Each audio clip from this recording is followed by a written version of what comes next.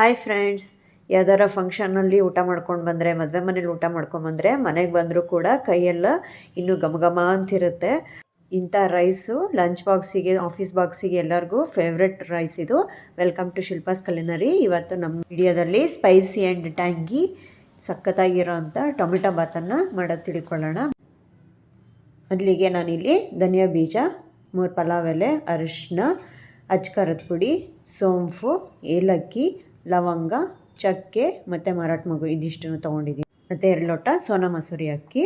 ಆಮೇಲೆ ಒಗ್ಗರಣೆಗೆ ಈರುಳ್ಳಿ 2 ಗೆಡ್ಡೆ, ಗೋಡಂಬಿ 1 ಹಿಡಿಯಷ್ಟು, ಟೊಮೆಟೊ 4 ಮತ್ತು 1 ಬಟ್ಲು ಬಟಾಣಿ, ಹಸಿರು ಮೆಣಸಿಕಾಯಿ 4, ಆಮೇಲೆ ಶುಂಠಿ ಬೆಳ್ಳುಳ್ಳಿ ಪೇಸ್ಟು, ಆಮೇಲೆ ರುಬ್ಬೋದಕ್ಕೆ ಕಾಯಿ ಪೀಸಸ್ಸು, ಆಮೇಲೆ ಟೊಮೆಟೊ 2 ದಪ್ಪದು ಹುಳಿ ಇರೋಂಥದ್ದು, ಆಮೇಲೆ ರುಚಿಗೆ ತಕ್ಕಷ್ಟು ಉಪ್ಪು. ನಾನೀಗ 2 ಅಕ್ಕಿನ ಚೆನ್ನಾಗಿ ನೀರಲ್ಲಿ 2 ಸತಿ ತೊಳ್ಕೊಂಡು ಬರ್ತೀನಿ. ತೊಳ್ಕೊಂಡ್ಮೇಲೆ ನಾವು ಇದಕ್ಕೆ ನೀರು ಹಾಕಿ ಇಟ್ಬಿಡಬೇಕು.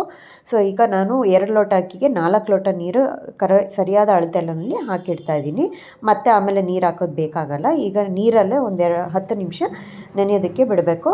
ಇಲ್ಲ 8 ನಿಮಿಷ ಆದ್ರೂ ಸಾಕು, ತುಂಬಾ ನೆನೆಯೋದು ಬೇಡ. ಅಷ್ಟರೊಳಗೆ ನಾವು ಈಗ ಎಲ್ಲ ಪುಡಿಗಳನ್ನ ಮಾಡ್ಕೊಳ್ಳೋಣ. ಧನಿಯಾ ಹಾಕಿ, ಲವಂಗ, ಏಲಕ್ಕಿ, ಮರಾಠ ಮಗು, ಚಕ್ಕೆ ಇದಿಷ್ಟನ್ನು ಪೀಸ್ ಮಾಡಿ ಹಾಕಿ, ಆಮೇಲೆ ನಾನು ಸ್ವಲ್ಪ ಸೋಂಪನ್ನ ಹಾಕ್ತಾಯಿದ್ದೀನಿ. ಸೋಂಪು ಇಲ್ಲಿ ಅರ್ಧ ಇಲ್ಲಿಗೆ ಹಾಕ್ತೀನಿ, ಇನ್ನು ಅರ್ಧ ಒಗ್ಗರಣೆಗೆ ಹಾಕ್ಕೊಳ್ತೀನಿ. ಇದಿಷ್ಟನ್ನು ನಾನು ಹಾಗೆ ಪೌಡ್ರ್ ಮಾಡ್ಕೊಳ್ತೀನಿ, ಹುರಿದಿಲ್ಲ. ಯಾಕೆ ಅಂದರೆ ನಾನು ಮತ್ತೆ ಒಗ್ಗರಣೆನಲ್ಲಿ ಹುರಿಯೋದ್ರಿಂದ 2 ಸತಿ ಹುರಿದ್ರೆ ಅದರದ್ದು ಅರೋಮ ಹಾಳಾಗುತ್ತೆ. ಹಾಗಾಗಿ ನಾನು ಡೈರೆಕ್ಟಾಗಿ ಹಾಕ್ಕೊಂಡಿದ್ದೀನಿ. ಪೌಡ್ರ್ ಆದಮೇಲೆ ತೆಂಗಿನಕಾಯಿ ಮತ್ತು ಟೊಮೆಟೊನೂ ಹಾಕಿ ಚೆನ್ನಾಗಿ ನುಣ್ಣಗೆ ರುಬ್ಕೋಬೇಕು. ನೀರು ಹಾಕೋದು ಬೇಡ, ಟೊಮೆಟೊನಲ್ಲಿರೋ ನೀರೇ ಸಾಕು. ಈಗ ನಾವು ಕುಕ್ಕರ್ ಕಾದ್ಮೇಲೆ 5 ರಿಂದ 6 ಟೇಬಲ್ ಸ್ಪೂನ್ ಎಣ್ಣೆ, 1 ಸ್ಪೂನ್ ತುಪ್ಪ ಹಾಕಿ, ಪಲಾವ್ ಎಲೆನ ಹಾಕಿ ಅದು ಕೆಂಪಗಾದ್ಮೇಲೆ ಎಲ್ಲ ಲೋ ಫ್ಲೇಮಲ್ಲೇ, ಆಮೇಲೆ ಸ್ವಲ್ಪ ಸಾಸಿವೆ ಜೀರಿಗೆ ಹಾಕಿ ಈಗ ಸೋಂಪನ್ನು ಹಾಕಿದ್ದೀನಿ. ಸ್ವಲ್ಪ ಚಟಪಟ ಅಂದಮೇಲೆ ನಾವು ಗೋಡಂಬಿನ ಹಾಕ್ಕೋಬೋದು. ಗೋಡಂಬಿ ಆಪ್ಷನಲ್ಲು, ಕ್ರಂಚಿಯಾಗಿ ಸಿಗುತ್ತೆ ಬಾಯಿಗೆ, ತುಂಬ ರುಚಿನೂ ಇರುತ್ತೆ ಅಂದ್ಬಿಟ್ಟು ಹಾಕಿದ್ದೀನಿ. ಈಗ ನಾನು 3 ರಿಂದ 4 ಗೆಡ್ಡೆ ಅಷ್ಟು ಮೀಡಿಯಮ್ ಸೈಜ್ ಈರುಳ್ಳಿನ ಉದ್ದುದಕ್ಕೆ ಕಟ್ ಮಾಡಿಕೊಂಡು ಹಾಕಿದ್ದೀನಿ. ಚೆನ್ನಾಗಿರುತ್ತೆ ಈರುಳ್ಳಿ ಜಾಸ್ತಿ ಹಾಕಿದಷ್ಟು. ಆಮೇಲೆ ಹಸಿರು ಮೆಣಸಿನ್ಕಾಯಿ 4 ರಿಂದ 5 ಹಸಿರು ಮೆಣಸಿನ್ಕಾಯಿ ಖಾರಕ್ಕೋಸ್ಕರ ಸೀಳ್ಬಿಟ್ಟು ಹಾಕಿದ್ದೀನಿ. ಸ್ವಲ್ಪ ಕರಿಬೇವಿನ ಸೊಪ್ಪು ಒಗ್ಗರಣೆಗೆ ಹಾಕ್ಕೊಂಡಿದ್ದೀನಿ. ಈಗ ನಾನು ಜಿಂಜರ್ ಗಾರ್ಲಿಕ್ ಪೇಸ್ಟ್ ಹಾಕ್ಕೊಂಡಿದ್ದೀನಿ. ಇದಿಷ್ಟು ಹಾಕಿ ಚೆನ್ನಾಗಿ ಮೀಡಿಯಮ್ ಫ್ಲೇಮಲ್ಲಿ ಒಗ್ಗರಣೆನ ಚೆನ್ನಾಗಿ ಮಾಗಿಸ್ಬೇಕು. ಒಗ್ಗರಣೆ ಚೆನ್ನಾಗಿ ಮಾಗಿಸಿದ್ಮೇಲೆ ನಾವೀಗ ಅರಿಶಿನ 1/2 ಟೀ ಸ್ಪೂನ್ ಅಷ್ಟು ಅರಿಶಿನ ಹಾಕಿ, 1.5 ಟೇಬಲ್ ಸ್ಪೂನಷ್ಟು ನಾವು ಅಚ್ಕಾರದ ಪುಡಿ ಹಾಕಬೇಕು. ಈಗ ಖಾರನೂ ನೋಡಿಕೊಂಡು ನಾವು, ಯಾಕೆಂದರೆ ಹಸಿರು ಮೆಣಸಿನ್ಕಾಯಿ ಬೇರೆ ಹಾಕಿರ್ತೀವಿ, ಕಲರು ಮತ್ತು ಸ್ವಲ್ಪ ಸ್ಪೈಸಿ ಬರೋದಕ್ಕೋಸ್ಕರ ಅಚ್ಕಾರದ ಪುಡಿ ಹಾಕ್ತೀವಿ. ಎರಡನ್ನೂ ನೋಡಿಕೊಂಡು ಕರೆಕ್ಟಾಗಿ ಹಾಕ್ಕೋಬೇಕು. ಆಮೇಲೆ ನಾನಿಲ್ಲಿ ಫ್ರೋಝನ್ ಬಟಾಣಿ ಹಾಕ್ಕೊಂಡಿದ್ದೀನಿ. ಹಸಿ ಬಟಾಣಿ ಇದ್ದರೆ ಹಾಕ್ಕೋಬೋದು ಸೀಸನಲ್ಲಿ. ಆಮೇಲೆ ನಾನು ಟೋಟಲ್ 4 ಟೊಮೆಟೊದಲ್ಲಿ 2 ಟೊಮೆಟೊ ಒಗ್ಗರಣೆಗೆ ಹಾಕಿದ್ದೀನಿ, 2 ಟೊಮೆಟೊ ರುಬ್ಬಕ್ಕೆ ಹಾಕ್ಕೊಂಡಿದ್ದೀನಿ.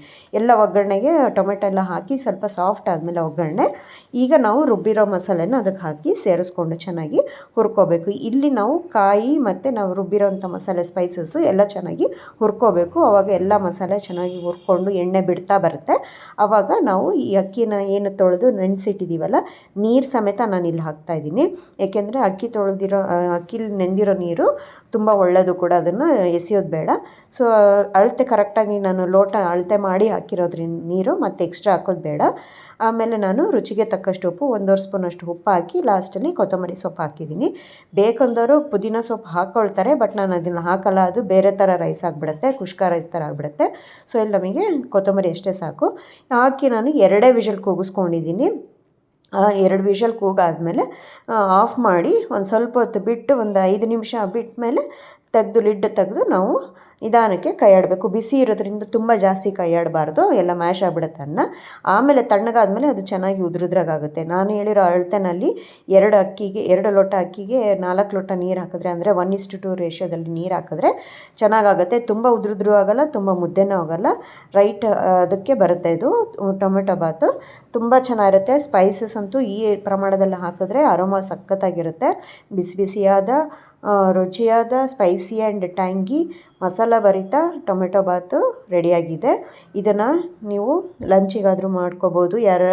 ಗೆಸ್ಟ್ ಬಂದಾಗ ದಿಢೀರಂತ ಏನಾದರೂ ಮಾಡಬೇಕು ಲಂಚಿಗೆ ಅಂತಂದರೆ ಒಳ್ಳೆ ಲಂಚ್ ಮೆನು. ಇದನ್ನು ನೀವು ಟೊಮೆಟೊ ರಾಯ್ತ, ಖಾರ ಬುಂದಿ ಮತ್ತು ಒಂದು ಸ್ವೀಟ್ ಜೊತೆ ಕೊಟ್ಟರೆ ಸೂಪರಾಗಿರುತ್ತೆ. ನೆಂಟರು ಬಂದಾಗ, ಯಾರಾದರೂ ಗೆಸ್ಟ್ಗಳು ಬಂದಾಗ. ಆಮೇಲೆ ಇದನ್ನು ಮಕ್ಕಳು ಲಂಚ್ ಬಾಕ್ಸಿಗೆ ಹಾಕೋಬೋದು, ಆಫೀಸ್ ಲಂಚ್ ಬಾಕ್ಸಿಗೂ ಹಾಕೋಬೋದು. ಬೇಗನೆ ಆಗೋಗುತ್ತೆ. ತರಕಾರಿ ಇಲ್ಲದೇನೂ ಮಾಡ್ಬೋದು. ಈ ರೆಸಿಪಿನ ನೀವು ಒಂದ್ಸತಿ ಟ್ರೈ ಮಾಡಿ.